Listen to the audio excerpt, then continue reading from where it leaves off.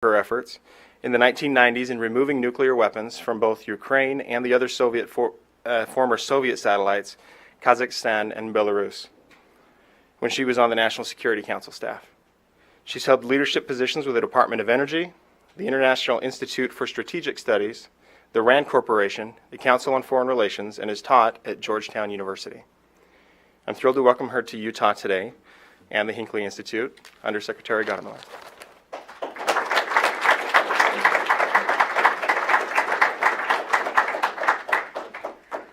Wow, it's a huge honor to be here today at the Hinckley Institute, and I'm just delighted to have this opportunity to talk to you about a topic that's near and dear to my heart, and that is the future of U.S. nuclear weapons policy, and in particular, I want to concentrate on the Comprehensive Test Ban Treaty.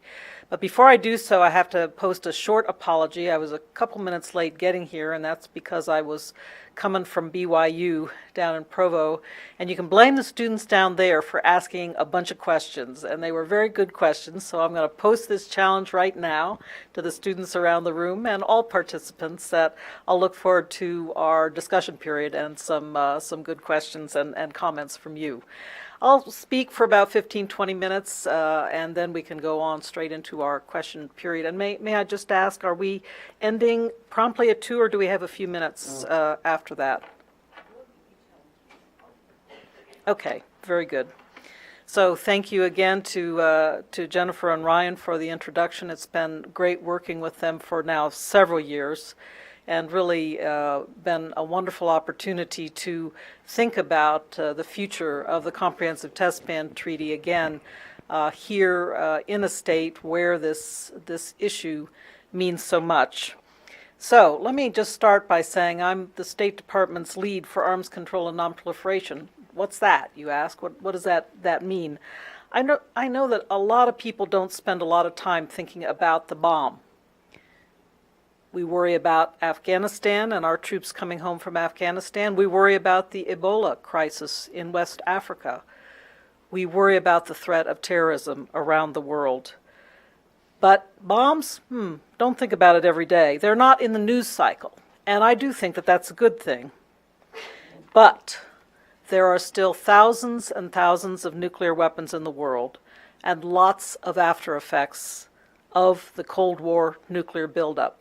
I think nobody in this country knows about that better than you here in Utah. Over 2,000 nuclear explosive tests took place around the world until a moratorium was put in place in 1992 by President Bush. About half of those tests the United States conducted. As many of you know, 928 nuclear explosive tests were conducted at the Nevada test site, now known as the Nevada National Security Site. This included 100 above-ground nuclear explosive tests. These above-ground tests, the purpose of which was to improve the effectiveness of our nuclear arsenal, had the consequence of distributing radioactive fallout downwind of the test site. Over time, radioactive and cancer-causing particles, such as strontium-90, found their way into milk and other food products, eventually ending up in the bones and teeth of children. Beyond the multiple radioactive hotspots in Utah, hotspots were detected throughout the West and as far away as the East Coast. Growing public concern about the dangers of nuclear explosive testing during this period collided with another major event in our post-World War II history, and that was the Cuban Missile Crisis. As one step leading us back from the brink of nuclear war at the time of that crisis in 1962, President John F. Kennedy called for a complete ban on nuclear explosive testing in 1963. The conclusion of such a treaty, President Kennedy said, so near and yet so far, would check the spiraling arms race in one of its most dangerous areas. It would place the nuclear powers in a position to deal more effectively with one of the greatest hazards which man faces in 1963, the further spread of nuclear arms. It would increase our security. It would decrease the prospects of war. 51 years later, we are still so near and yet so far from this goal. We were able to achieve part of the objective through the limited test ban treaty that was negotiated, ratified, and put into force in 1963, a remarkable record. It banned tests in space, in water, and importantly, in the atmosphere. However, the further spread of nuclear weapons remains a threat, and we still lack a total ban on nuclear explosive testing. Although the United States signed the CTBT in 1996, the Senate in 1999 failed to give its advice and consent to its ratification. At that time, there were two issues that were of concern to the Senate. First was our ability to maintain our nuclear stockpile without nuclear explosive testing, and the second had to do with the monitoring and verification of the treaty. Today, the situation is much, much different 15 years later. As Secretary of Energy Ernie Moniz said last month, there was a time when an active and robust United States nuclear explosive testing program was necessary, but that time is more than 20 years in the past. Since President Bush put in place the nuclear test moratorium in 1992, we have not conducted a nuclear test in this country. Last month marked 22 years since the United States last conducted a nuclear test. Today, the Department of Energy's Stockpile Stewardship Program, which is a suite of experimental, diagnostic, and supercomputing capabilities, allow us to model and simulate nuclear devices without nuclear explosive testing. With this program in place, the directors of the Department of Energy's National Security Laboratories affirm the safety, security, and effectiveness of our current nuclear stockpile every year to the President. In fact, they believe we actually understand more now about how nuclear weapons work than they did during the period of nuclear explosive testing. The ability to monitor and verify compliance with the CTBT is also stronger than it has ever been. The international monitoring system, the heart of the verification regime, was really just a concept 2 decades ago. Today, it is nearly complete. It is a technically advanced global network of sensors, including 35 stations in the United States. These sensors can detect even relatively low-yield nuclear explosions. My boss, Secretary of State John Kerry, recently referred to the IMS as one of the great accomplishments of the modern world, and it is truly an international partnership of countries working together to deploy the sensors around the world. In addition to its verification role, the IMS has also proven its ability to contribute already critical scientific data to benefit civil society. Since the Indian Ocean earthquake and tsunami back in 2004, the IMS has contributed considerable seismic data to the Pacific Ocean Tsunami Warning System. Additionally, after the Fukushima nuclear crisis, we saw how the IMS can track radioactivity from nuclear reactor accidents. It was fascinating for me. A year and a half ago, I was in Vienna, where the Comprehensive Test Ban Treaty Organization is located, and one of the IMS sensors for radioactivity is on the roof of that building, about 22 stories up overlooking Vienna. So I went up there, very windy day, it was a day like today in the fall, very windy, went up there and saw how the system was deployed and operating, and they said to me that they had detected within 10 days of the Fukushima nuclear reactor accident that cloud of radioactivity that had been moving around the Earth, moving around from Japan in the prevailing winds, moving eastward to Vienna. So very sensitive radioactive detection capability, also part of the international monitoring system. And it's already providing that kind of capability and data for nuclear reactor accidents. The on-site inspection regime of the CTBT verification regime has advanced significantly as well. In the next few weeks, U.S. experts are going to participate in a large-scale integrated field exercise sponsored by the CTBT organization, hosted by Jordan. I will be going to Jordan also as an observer at that exercise, seeing firsthand the formidable technology and expertise the international community can bring on short notice, to investigate the site of a suspected nuclear explosion. All told, the issues that the senators were concerned about in 1999 are being addressed, and we have a chance to look at closing the door on nuclear explosive testing forever. Indeed, I would argue that it is much in our interest to do so. So let me say a little bit about that. Plain and simple, the CTBT is good for U.S. and international security. It is a key part of leading nuclear weapons states toward a world of diminished reliance on nuclear weapons and reduced likelihood of a nuclear arms race. An enforced CTBT will make it difficult for states without nuclear weapons to develop advanced nuclear weapons capabilities.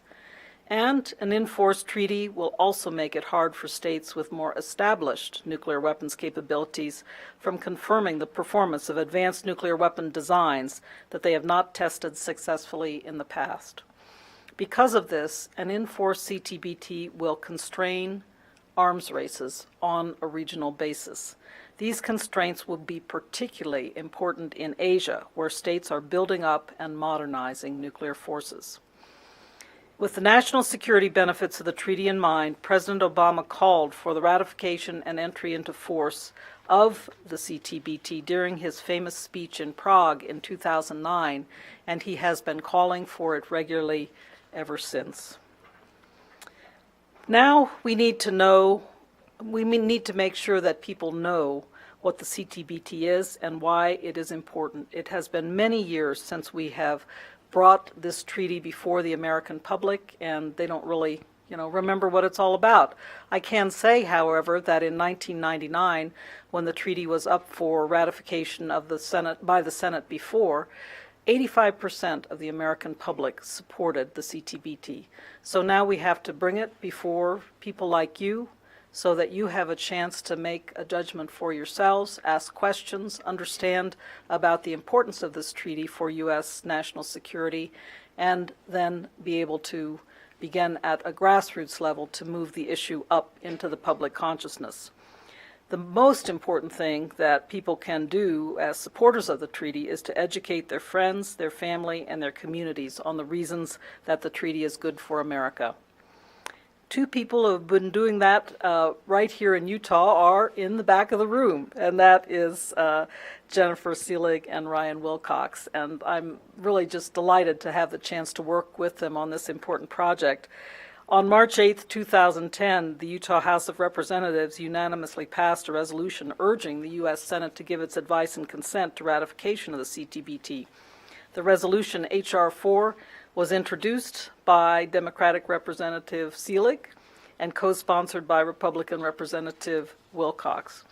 In addition to noting the security arguments for the treaty, the non-binding Utah House resolution and the floor debate recognized the health effects suffered by Utahns and other downwinders who were exposed to fallout from nuclear explosive testing in the past. The work of Jennifer and Ryan is important, in my view, for two reasons. First, it's critically important that Americans understand the nuclear threat and how they can help. You all have a huge say in the future of this nation's security, and it's important for you to make sure that your voices are heard. Ryan and Jennifer made sure that Utahns had a voice in this debate. Second, and just as important, is something that Jennifer already referred to. They cast aside party affiliation and worked together on an issue that was important to all of their constituents, an all too rare occurrence these days. They should be commended on their partnership. I do commend them on their partnership, and I hope that they can serve as an example as we expand the dialogue on CTBT to states across this country. It's a discourse and a dialogue that we're starting here in Utah, but I really see an opportunity to expand it across this country to many states, and to have that quality of discussion and debate will be very, very important. So, with an emphasis on open dialogue rather than a timeline, we are working with the Senate to refamiliarize senators with the treaty. A lot of CTBT-related issues have changed since 1999, and the Senate has changed a lot since then, too. It's up to us as policymakers and experts to practice due diligence in consideration of this treaty and make sure all the issues are out there for people to discuss and debate. Ratification of this treaty will require debate, discussion, questions, briefings, hearings, trips to the lab, thousands of questions perhaps from all over the country as people want to understand what's going on. And when I think about this, I really think about the kind of serious process that we had for ratification of the New START Treaty back in 2010, when my team and I answered over 1,000 questions for the record, because the senators too had a very serious interest in understanding the deep implications of the treaty for U.S. national security, and that's a good thing. That kind of open discussion and debate is very, very important to our national system. So senators should have every opportunity to ask questions until they are satisfied. That is how good policy is made and really how treaties get across the finish line. We are confident that we have a good case to make. As President Reagan's Secretary of State, George Shultz, said, senators might have been right voting against CTBT some years ago, but they would be right voting for it now. Utah's own former Senator Bob Bennett actually came up with what I thought would make a nice Twitter hashtag when he said to me last May, "I'm converted" on the issue of CTBT ratification. But we have a lot of work to do in the weeks and months ahead.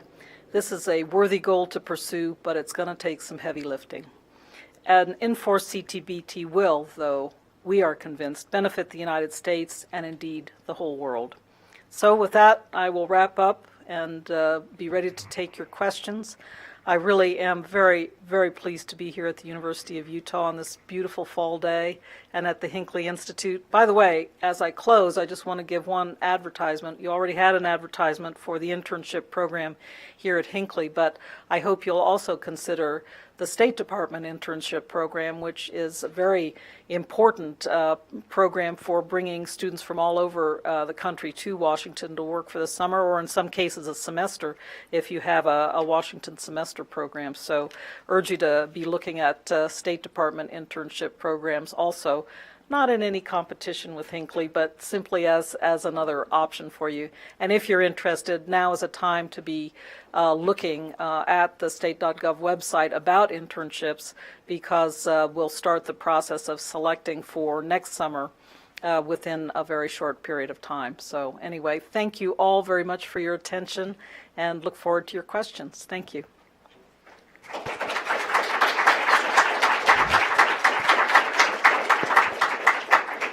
We will devote the remainder of our time to questions from the audience, so please state your name into the microphone and something about yourself.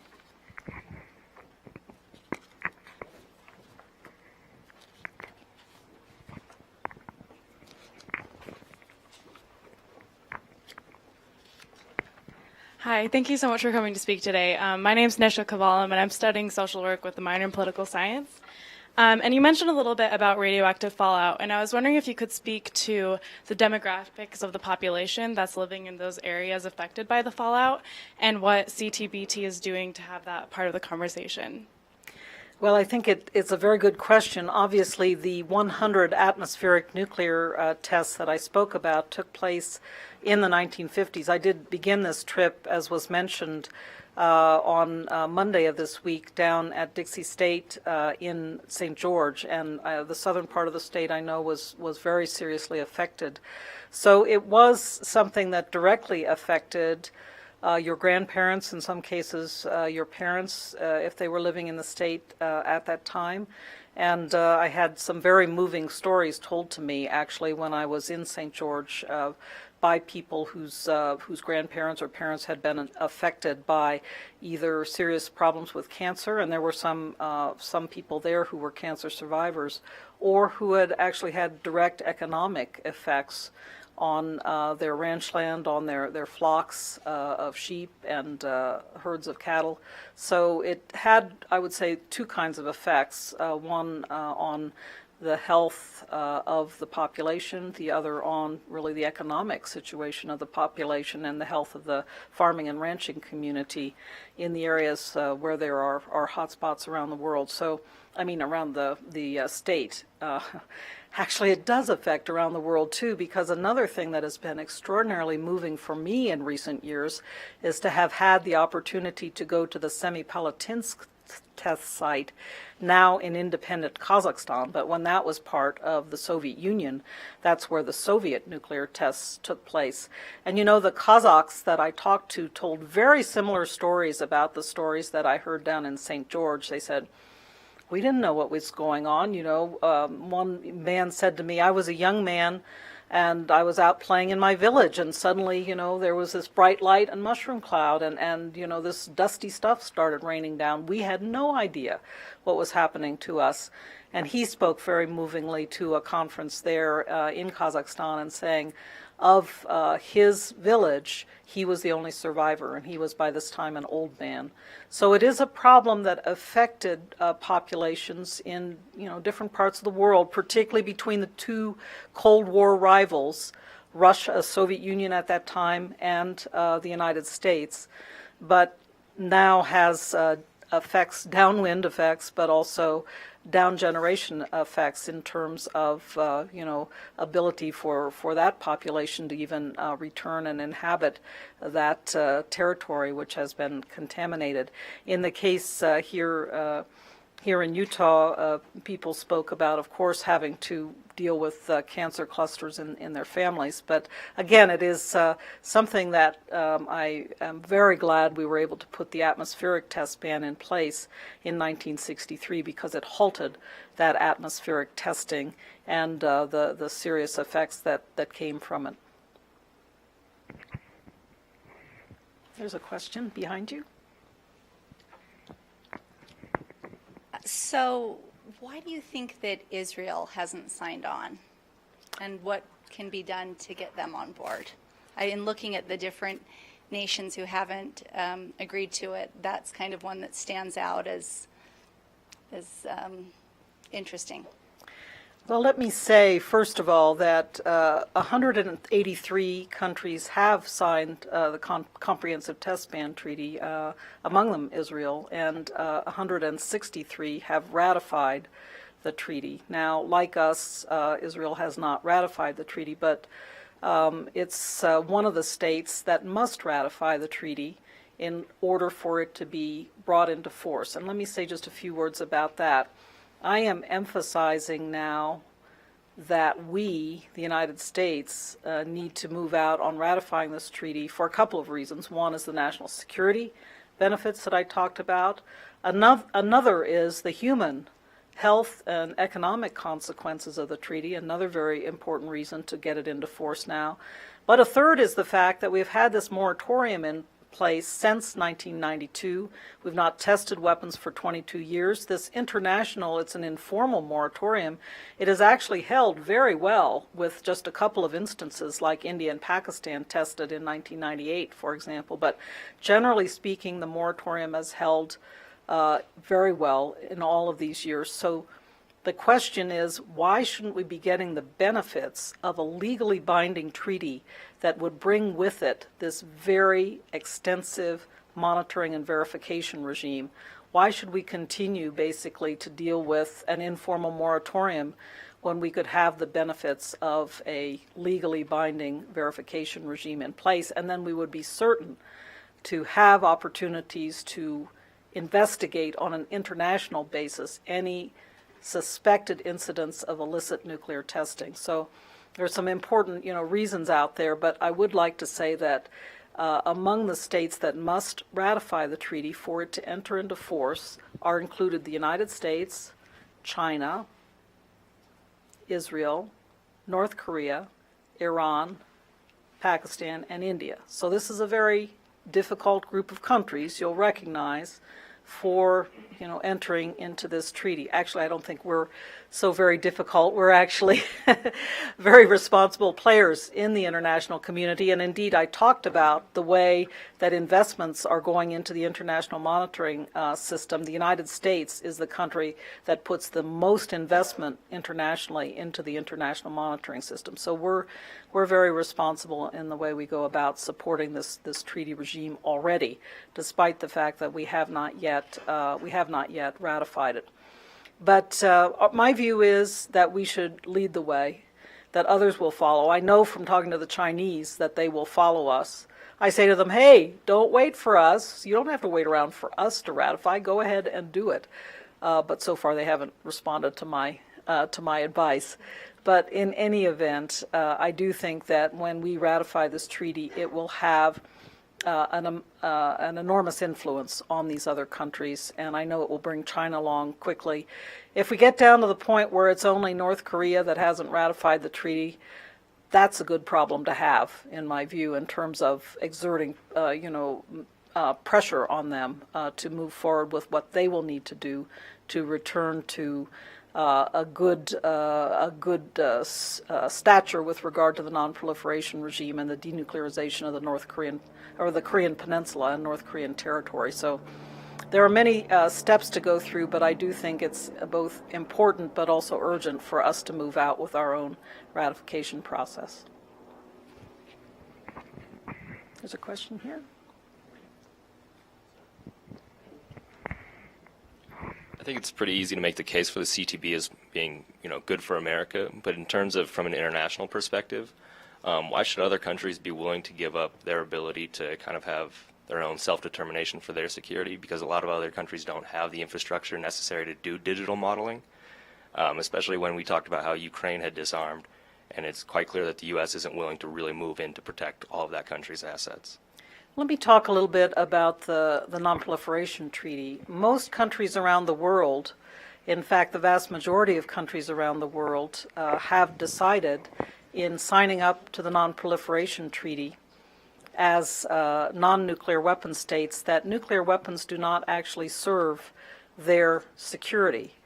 And so I think it's wrong to be thinking narrowly about nuclear weapons as being some kind of absolute guarantor of security. In fact, in this day and age, concern about nuclear weapons in the hands of terrorists that concern is what is driving President Obama to push for steady, step-by-step elimination of nuclear weapons toward a world without nuclear weapons, because he said if terrorists get their hands on nuclear weapons or fissile material, we will have an enormous threat to the international community that will simply be undeterrable. And so we shouldn't be thinking of nuclear weapons as some kind of absolute guarantee of security. In fact, I think that they have many attributes of the opposite effect. So we look for other ways to supply security to countries, and I'll talk about just the way I think about extended deterrence, which is the guarantee that we extend to our allies in the NATO alliance and also to our allies Japan and South Korea. We talk about extended deterrence as involving very capable conventional weapons, as involving missile defense, as involving very capable command and control systems. And yes, nuclear weapons at this time are part of that extended deterrence capability. But in the end, as the President has said, they can actually be a detriment to security, and particularly if they fall into the hands of terrorists. So I think it's important to bear that in mind, and bear in mind that, again, most countries around the world, the vast majority of countries around the world, have agreed that they will not acquire nuclear weapons. They are non-nuclear weapon states under the NPT. The basic bargain of the NPT is that the 5 nuclear weapon states that are in the NPT, US, Russia, China, France, and the UK, will steadily pursue nuclear disarmament to reduce and eliminate nuclear weapons over time. And so the goal is to have that, as we say, peace and security of a world without nuclear weapons. I will say also that we have some states that are outside of the Non-Proliferation Treaty system, and India and Pakistan are examples. North Korea, another example. They were actually signatories of the NPT. In 1994, they announced their intention to withdraw from the treaty. Ever since then, we have been trying to get them back to return to the treaty table and to be back in good, basically in good stead, as I said, with their NPT treaty responsibilities. So it's an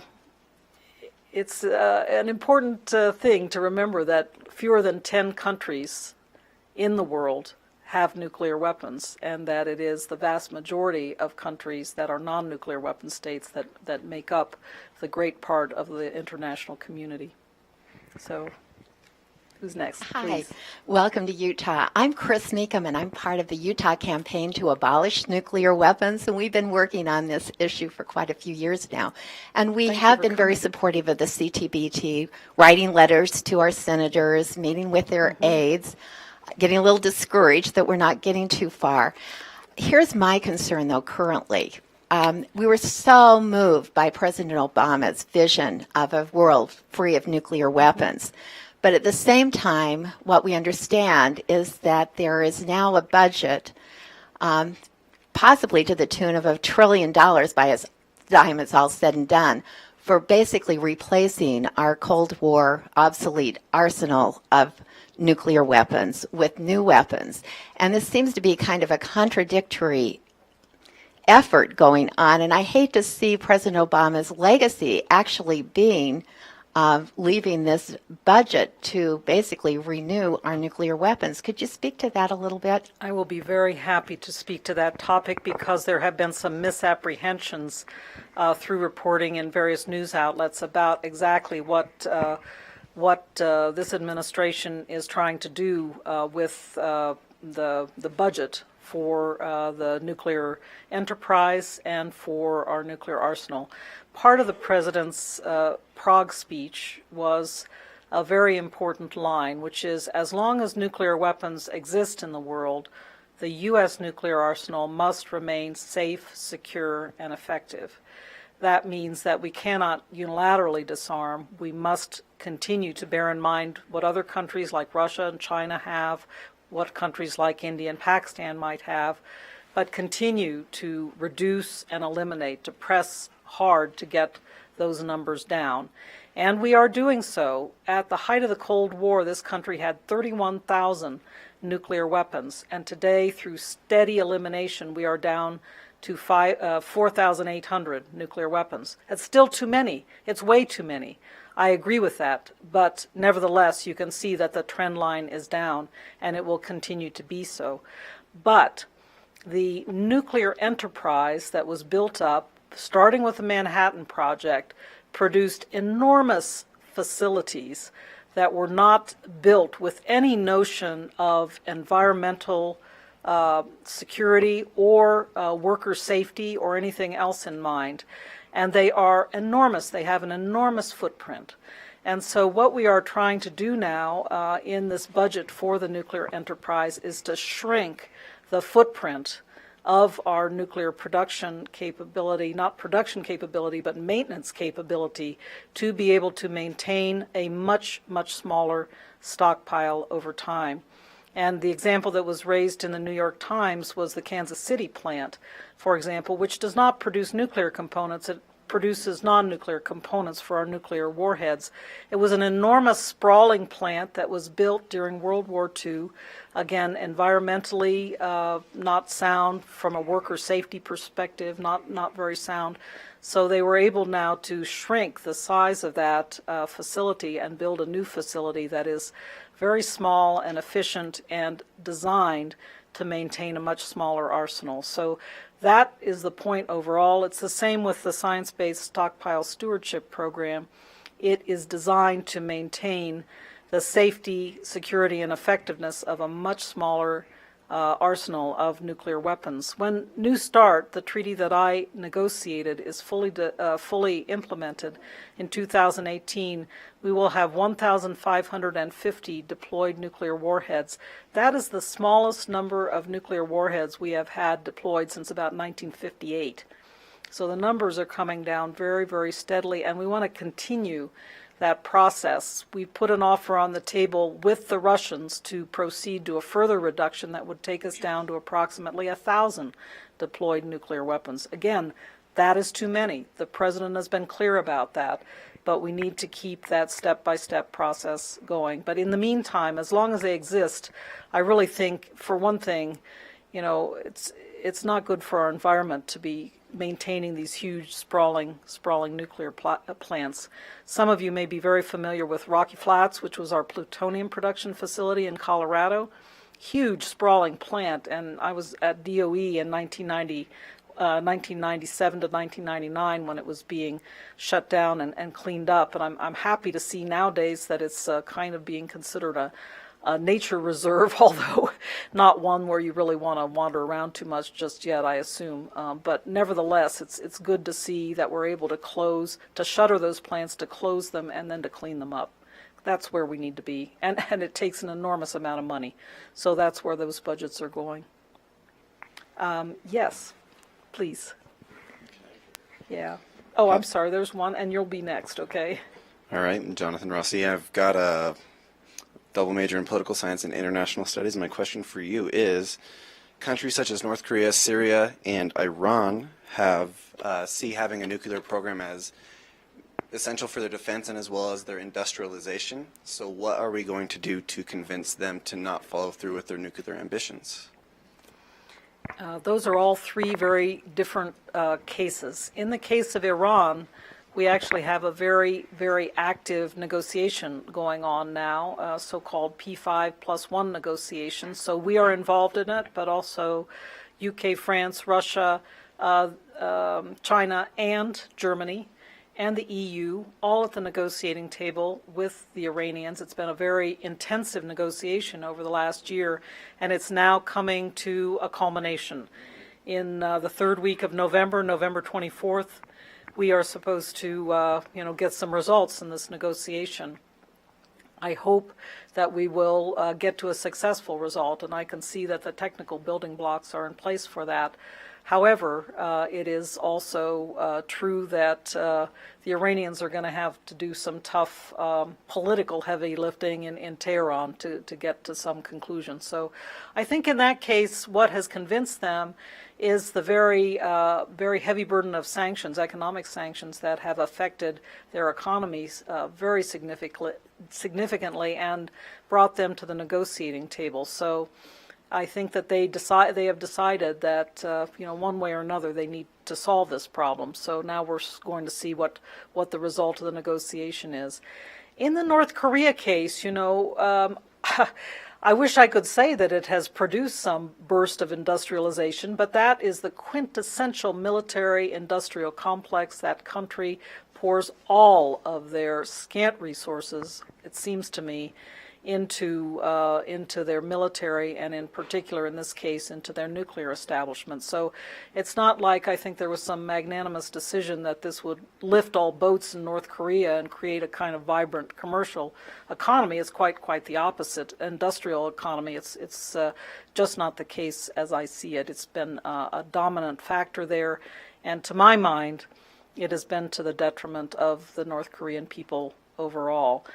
And Syria, a third case, deeply in the midst of civil war. And again, I think that that situation has been one that has been very fast-moving and interesting. I worked on the program to remove chemical weapons from Syria over the last year, and we removed 1,300 tons of chemical weapons from Syria in a big international project that involved the United Nations, Russia, United States, and a host of other countries, including our partners in Europe who were quite active as well, Denmark and Norway. And, in that case, obviously in the midst of a civil war, we were able to convince the Assad regime that it was a good decision to give up their chemical weapons. And their nuclear program was, really just a much less developed program, I would say. So each of these three cases is very, very different. And so I guess I'm arguing with your hypothesis is what it comes down to. But thanks for the good question. Thank you. Please go ahead. Hello, I'm Adam Brock. I'm a material science engineer, but I'm liking political science, so I may switch. Good.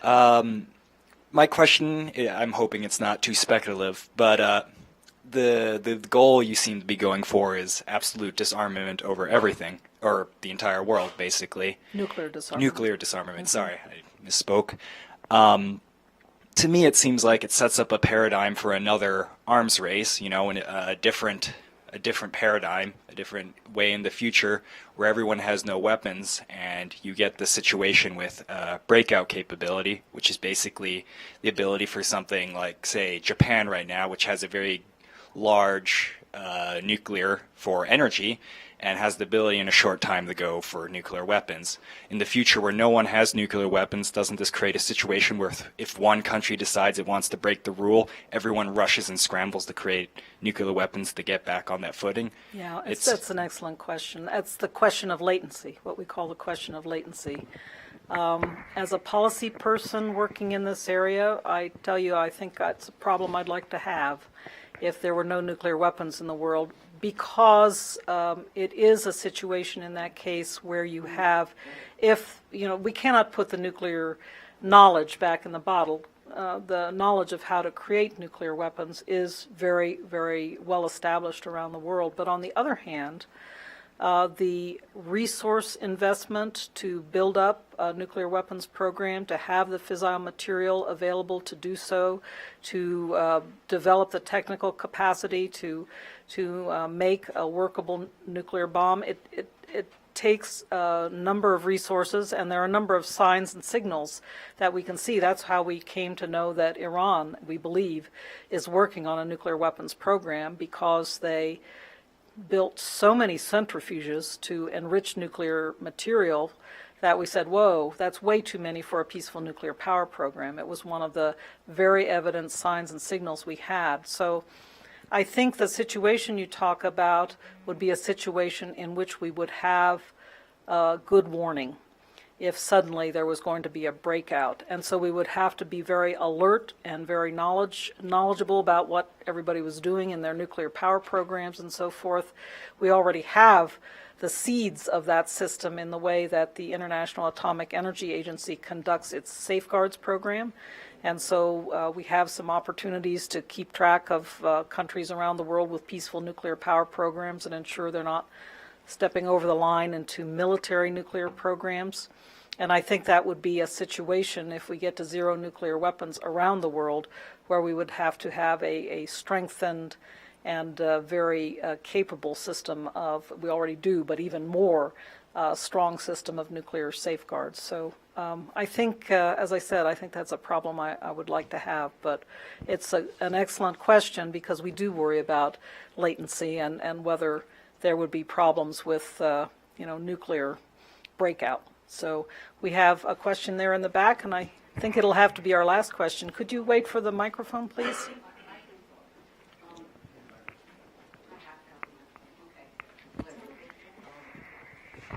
You talked about the New START treaty, and fine,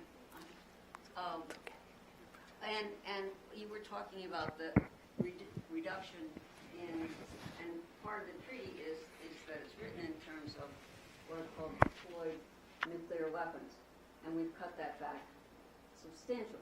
But there's a whole, this doesn't so much apply to, it applies to Russia and the United States. There's a lot of different categories that don't count as deployed. You have words like stockpile and inventory and deployed strategic and non-strategic.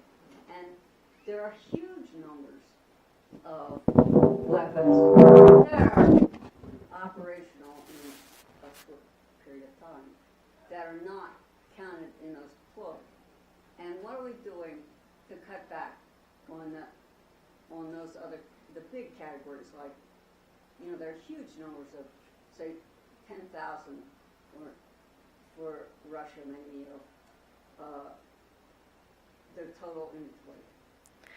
Let me address that. That is a very good question, and it's the contrast between that number I talked about coming down from 31,000 down to 4,800. That is the total that we have in our reserves. Well, there's part of that is the deployed, and then part of that is what's in reserve as well. And so it is important to recognize when you hear those are deployed nuclear warheads, those are warheads that are mated to a delivery system like a missile, like an intercontinental ballistic missile. Those are deployed systems. And that's what we count in New START, because we associate the missile with the warhead in the counting under the treaty. So it's an important point that there are reserves and there are weapons that are not held, in a deployed status. But I wanted to just disagree with you a bit on how quickly they can be returned to deployment. In many cases, those warheads, some of them are old and they are awaiting dismantlement. Some of them we simply don't have the delivery vehicles to put them on, because we have retired certain types of missiles or so forth. So it's not that easy to figure out ways to adjust them so that they could be deployed on a different type of missile or in a different way. So I think that in the case of the U.S. arsenal, it's not really that we could suddenly jump if we decided from 1550 nuclear warheads deployed up to 4,800. It just would not be possible because of a number of military, operational, and technical issues. Now, the Russian case is another case, and very important that you brought it up. The Russians also built a lot of warheads during the Cold War, 45,000. And that was a lot of warheads. And steadily, over the past 20 years, we have worked with them to reduce and eliminate those warheads through a commercial deal that was called the HEU Purchase Agreement. We eliminated the equivalent of 20,000 Russian nuclear weapons through that program, and it is a situation where they've downblended the highly enriched uranium from the warheads to low enriched uranium and sold it to us for power plant fuel. So we are now lighting 10% of U.S. electricity. 1 in 10 of these light bulbs around this room comes from former Soviet nuclear weapons. So again, we reduced quite a few there. They do, I think, probably have more in reserve than we do, but they do continue steadily to reduce and eliminate from their stocks. And the point that I like to make to those who say it's time to bring, a multilateral negotiation together is we and the Russians still have 90% of the nuclear weapons in the world. So that's why I say it's so important to continue on a bilateral basis to reduce and eliminate nuclear weapons in whatever ways we can, whether it's through a negotiation like New START to reduce operationally deployed, or whether it's through some commercial approach like we did with the HEU deal to reduce them and convert them into nuclear power plant fuel. So with that, I can see that we are out of time. Thank you. Oh, please go ahead. Please go ahead. Tim Chambliss, I teach political science here. Quick two-part question. Israel and Iran. Yes.